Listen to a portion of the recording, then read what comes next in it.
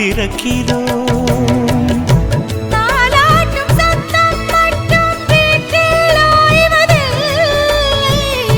வயதான எல்லோருமே இன்னும் சின்ன பிள்ளை.